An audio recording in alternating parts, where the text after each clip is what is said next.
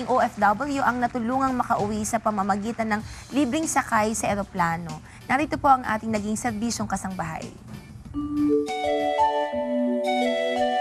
Si Melo Dayan Canave ay namamasukan bilang isang domestic helper sa Dubai. Bago ito, ilang taon rin siyang nagtrabaho bilang kasangbahay sa isang pamilya sa Hong Kong. Ayon sa kanya, sa isang taong pananatili niya sa Dubai ay nakaranas siya ng hindi maganda mula sa kanyang amo, kabilang narito ang hindi tamang pagpapasweldo.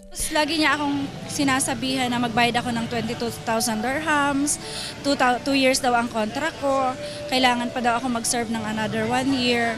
Sa kabila po ng pagmamaltrato niya, physically and verbal abuse, pinagtatrabaho niya ako sa 2 bahay, tapos sa opisina ng kanyang boyfriend, ang tulog namin 3 o'clock, 4 o'clock, tapos ang sahod sobrang delayed, walang day off. Napakahirap po. Kaya naman lumapit siya sa konsulado ng bansa at humingi ng tulong upang makauwi sa Pilipinas. Sobrang pasasalamat po. Dito po, spiritually, socially, emotionally, sobra ang tulong na nakuha namin. Yung assistance po ay, it's a blessing. Thank you so much po sa lahat ng staff. Sa pakikipagtulungan ng UNTV at ng Philippine Embassy sa United Arab Emirates at Philippine Consulate sa Dubai, ligtas na nakauwi ang isa nating kababayang nakaranas ng pang-aapi sa pinapasukang trabaho. Nitong linggo, sinalubong siya ng ilang staff ng UNTV Action Center sa airport. Laking tuwa at pasasalamat ni Melo Dayan dahil sa pagkakataong makabalik ng Pilipinas sa tulong ng UNTV. Ngayon po ay masayang-masaya ako sapagkat nabiyayaan po ako ng libreng sakay ng UNTV. Thank you so much po. Sana magpatuloy ang ganitong programa. Pinagkalooban si Melo Dayan ng libreng ticket ng UNTV upang makauwi at muling makapiling ang kanyang pamilya. Hindi ko po sukat akalain na ganito ang pag-uwi ko.